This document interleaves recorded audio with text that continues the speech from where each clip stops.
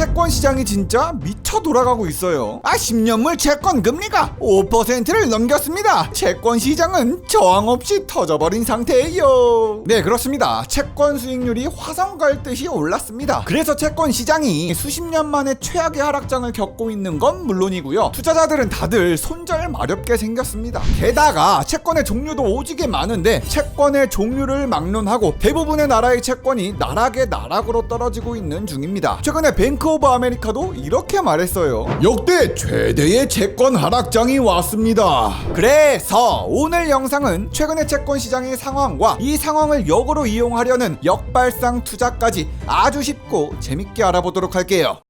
자, 일단요, 근본 중에 근본, 미국 채권의 가격이 심상치가 않잖아요. 기간별로 천조국의 채권을 먼저 살펴보자면 2020년 코로나 이후의 채권 시장 그야말로 곡소리가 나고 있는 중입니다. 차트 한번 볼까요? 자, 여러분, 궁극의 우상향 차트 아니냐고요? 아니야. 눈 크게 뜨고 제대로 보시죠. 채권 가격의 차트가 아니라 채권 수익률의 차트입니다. 거꾸로예요. 분명 2020년 채권 수익률은 거의 최저치를 찍었었습니다. 당시의 채권 가격은 떡상을 반복해 투자하기 진짜 좋았죠. 사기만 하면 올랐으니까. 허나 지금의 채권은 그 위상을 2년 만에 그냥 갖다 빼면서 주저앉아 버렸습니다. 대체 왜 이러냐? 미 연준의 금리 인상 랠리를 얻어쳐맞고는 현재 4.8에서 4.9%의 채권 수익률을 보여주고 있습니다. 그리고 10년물이 지난주부터 5% 채권 수익률을 넘을까 말까 하는 모양새를 보여주더니 2007년 8월 이후에 16년 만에 최고치를 찍었습니다. 5% 수익률을 찍고 왔어요. 근데 여러분들 착각하지 마셔야 하는 게, 아니 채권 수익률이 이렇게나 높으면 뭐 좋은 거 아닌가? 5%면 뭐 돈 빌려주고 이자 많이 받는 거잖아? 라고 생각할 수 있어요. 충분히 뭐 당연한 말씀입니다. 하지만 여러분들이 진짜 개념을 확실히 확 박아두고 가셔야 될 건 채권 가격과 채권 수익률 사이에는 반비례 관계가 있다는 겁니다. 서로 거꾸로 움직여요. 그렇단 말은 지금처럼 채권 수익률의 상태가 5%를 찍어버렸다? 그러면 채권의 가격은 그냥 바닥을 다지면서 하락세에 빠집니다. 줄줄 흘러내려요. 그냥 반대로 얘기하면 채권 수익률이 떨어지면 채권 가격은 상승합니다. 이 채권 수익률과 채권 가격의 관계는 제가 예전에 올려둔 영상이 있으니까 링크 걸어두겠습니다. 아무튼 지금 10년물 채권 수익률이 4.9% 뭐 5%대라는 게 대체 얼마나 높은 거냐? 과거를 한번 쳐다보면 납득이 고개가 끄덕여져요. 가장 최근에 4.9%대의 채권 수익률을 찍었던 건 2008년 글로벌 금융위기가 터지기 직전 2007년입니다. 지금이 2023년이니까 거의 15년 만이에요. 그만큼 쉽게 볼 수 있는 금리가 아닙니다. 근데 여러분들은 이렇게 생각하실 수도 있어요. 아니 국채 10년물만 보여주면 어떡하냐구리. 채권은 1년도 있고 2년도 있고 30년도 많잖아요. 그래서 요번엔 초장기 미국 채 30년짜리를 봐보자면 상태가 뭐 삐리합니다. 똑같아요. 2020년 채권 수익률 가장 낮았다가 최근의 채권 수익률이 가장 높은 상황입니다. 한때는 5%를 일시적으로 돌파하기도 했고요. 이 친구도 마찬가지로 2007년 이후에 최고치를 기록했습니다. 뭐 똑같은 얘기니까 넘어갈게요. 자, 이번에는요, 아주 중요한 채권 수익률 봤으니까 그 다음으로 채권의 가격을 한번 살펴보자고요. 요번에 보여드릴 건 TLT라는 상품인데, TLT는 미국 국채 20년물과 함께 움직입니다. 그래서 TLT의 가격을 보면 미국 국채의 가격을 직간접적으로 확인해 볼 수 있죠. 바로 까보자고요. 확실하게 TLT 가격은 올라가는 채권 수익률 때문에 이 가격이 바닥을 향해 가는 중입니다. 이 하락폭이 보이십니까? 진짜 찌찌가 웅장해집니다. 저와 여러분들만 웅장해진 게 아니라 뱅크 오브 아메리카도 이렇게 얘기해요. 현재 미국 국채 시장이 극단적인 변동성을 나타내며 미지의 영역으로 향하고 있습니다. 2020년부터 채권 시장은 그 가치의 50%를 잃었어요. 자, 여기 2020년 TLT의 가격은 역사상 최고점을 찍을 정도로 겁나 잘 나갔습니다. 당시에 채권 수익률도 낮았고, 야 이거 주당 $170라는 게 낭만이 넘쳐요. 하지만 현재 가격은 10년 차트 중에서도 가장 낮아요. 10월 24일을 기준으로 주당 $84입니다. 채권 가치의 50%가 날아간 게 진짜 사실이에요. 사실 요 정도면 중대사항이지. 2020년 이후에 채권을 산 사람들은 무조건 손해를 입었습니다. 와, 근데 진짜 가격이 낮긴 낮은데 지금이니?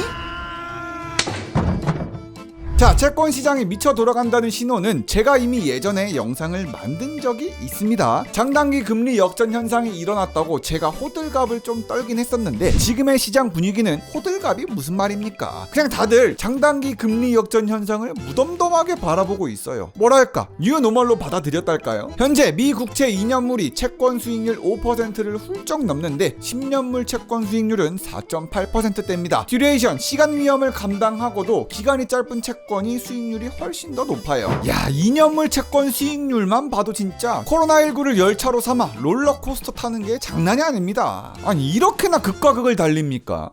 그렇다면요, 이 장단기 금리 차이가 대체 뭐냐? 개념적으로만 짚어보자면요, 이 장단기 금리 차이는 장기 금리하고 단기 금리의 차이를 말하는 거거든요. 생각보다 간단하죠? 여기에서 장기 금리는요, 매우 긴 시간 동안 빌려주는 돈에 대한 금리겠죠. 그냥 오랜 기간 돈 빌려주면서 받는 이자라고 생각하시면 이해하기 쉬워요. 그렇다면 단기 금리는요, 거꾸로 짧은 기간 동안 빌려주는 돈에 대한 금리예요. 단기간 돈 빌려주면서 받는 이자인 거죠. 실제 경제 지표에서 장기 금리와 단기 금리는요, 장기 금리는 10년 이상의 기간을 의미하고요, 단기 금리는 2년을 기준으로 잡고 있거든요. 예를 들어서요, 만약 장기 금리라고 해서 10년 만기의 채권 이자율이 10%고 단기 금리라고 해서 2년 만기 채권의 이자율이 5%다. 그러면요, 이 장단기 금리 차이가 몇 퍼센트나 나는 거예요. 아니, 날 뭘로 보는 겁니까? 아니, 이거 장기 금리는 10%고 단기 금리는 5%.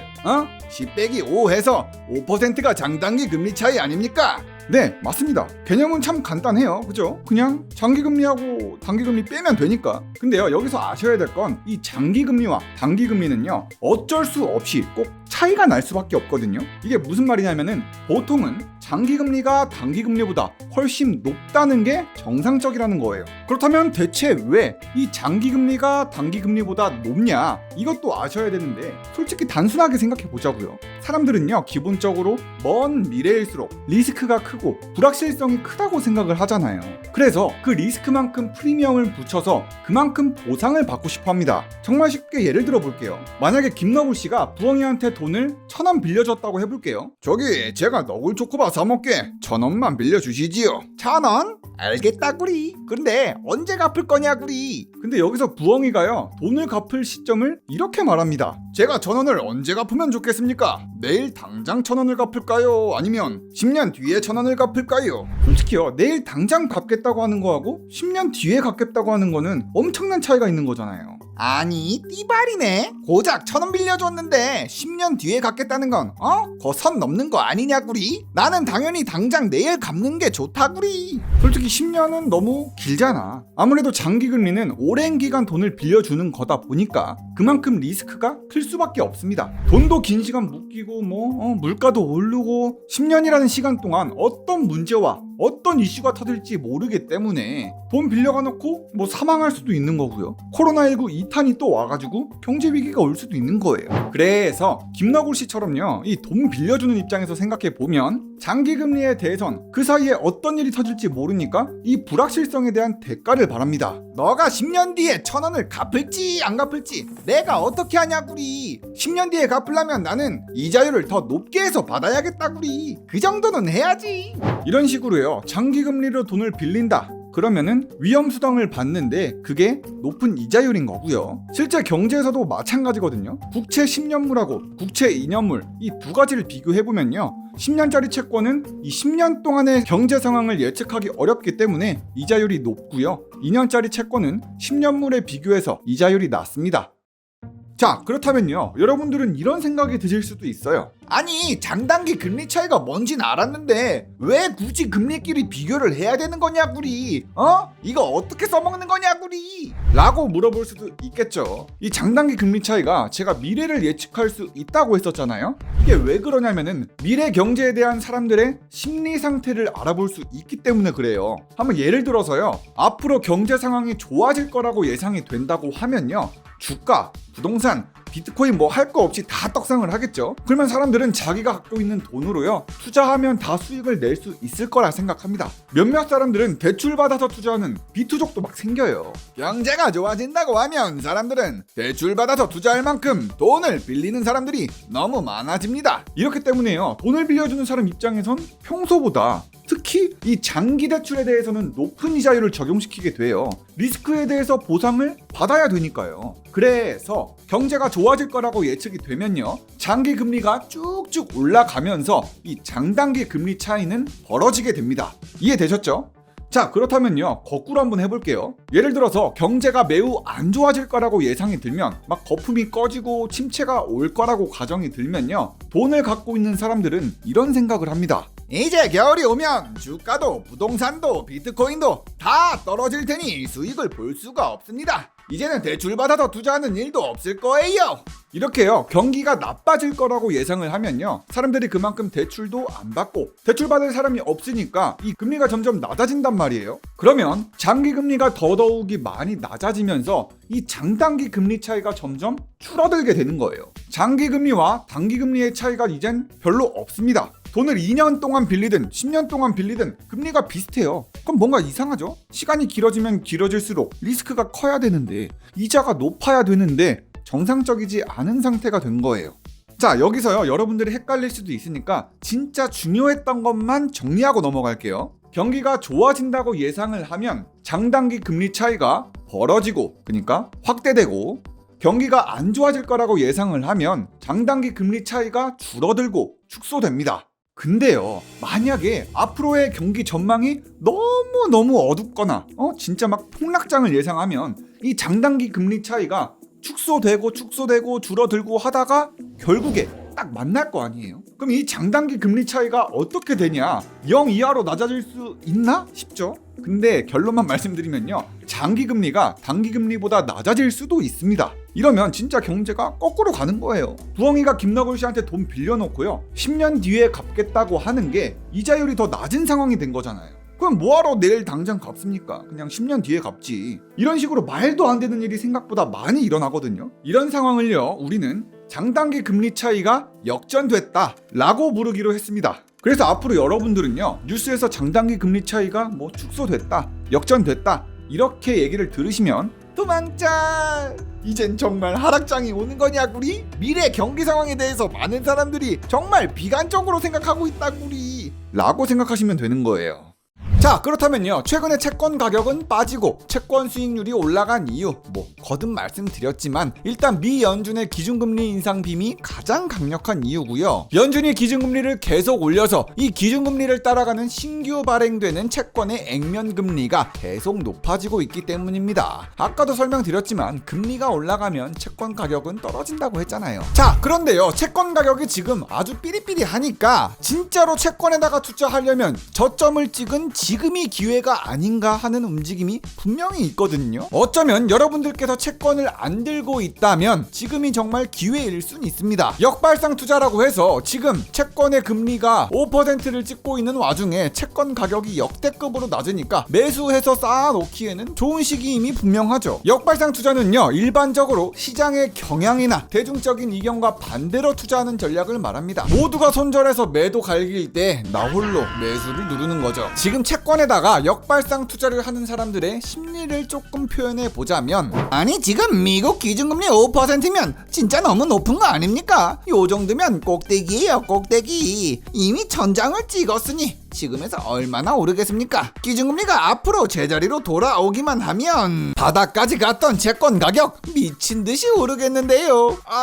지금이니? 요런 느낌입니다. 지금 미국의 기준금리가 0에서 5%까지 오른 게 단 2년 만에 이루어졌습니다. 아주 그냥 인플레이션 파이터예요. 그러니 다시 내릴 때도 팍 내리지 않을까라는 베팅을 하는 거죠. 게다가 베팅을 한다는 게 미국 채권입니다. 무려 미국의 정부가 떡하니 보증하고 있는 든든한 자산이에요. 돈 없으면 윤전기라도 돌려서 돈을 주겠지. 이런 이유들 때문에 지금 15년 만에 채권 가격이 떡락했다를 거꾸로 생각해서 15년 만에 채권을 풀매수할 각이 떴다 라고 생각하는 거죠. 요 정도면 진짜 행복회로 불타오릅니다. 맞추기만 하면 진짜 돈벼락 맞는 거지. 허나 9월 연준의 회의록에선 금리를 더 올리거나 현재의 고금리 상태를 좀 더 유지할 수도 있다고 엄포를 놨기 때문에 타이밍 잡기가 여간 어려운 게 아니에요.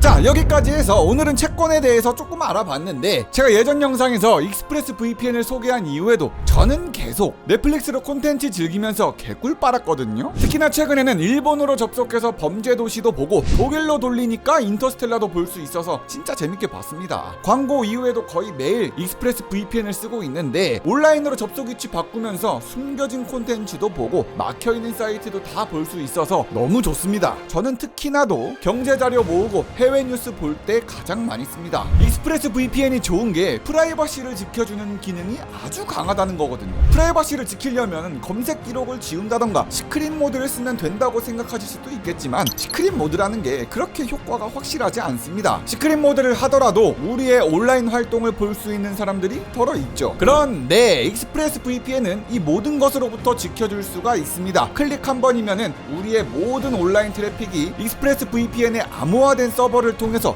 재라우팅 되기 때문인데요. 아무도 제가 뭘 검색하고 있는지 뭘 보고 있는지 알 수 없게 됩니다. 진정한 비공개, 진정한 시크릿 모드를 완성시켜주는 거죠, 이 익스프레스 VPN이. 제가 계속 쓰면서 느끼는 건데, 평소에 컴퓨터 활동을 하더라도 컴퓨터에 큰 영향을 안 준다는 것도 좋더라고요. 작업을 하든 영상 편집을 하든 요거 VPN 켜놔도 거의 알아채지를 못하겠더라고요. 해외 VPN 리뷰 사이트에서도 현재 1등 익스프레스 VPN 최고라고 평가받고 있으니까 여러분들도 안심하고 쓰셔도 될 것 같아요. 그래서 제가 너굴경제 구독자 형님들을 위해서 좀 더 좋은 혜택을 드릴 수가 있는데요. 특별히 3개월을 공짜로 추가해드린다 이겁니다. 일단은 공짜니까 드셔봐 이런 느낌이잖아요. VPN 공짜 혜택 꼭 챙겨가시고요. 제가 설명란에 링크 만들어 둘 테니까 3개월 추가 무료 혜택 꼭 받아보시길 바라겠습니다. 영상 끝까지 봐주셔서 정말 감사드리고요. 구독과 좋아요 좀 눌러달라구리. 그럼 다음 영상에서 보자구리. 굿. 리뷰형이는 바보다구리.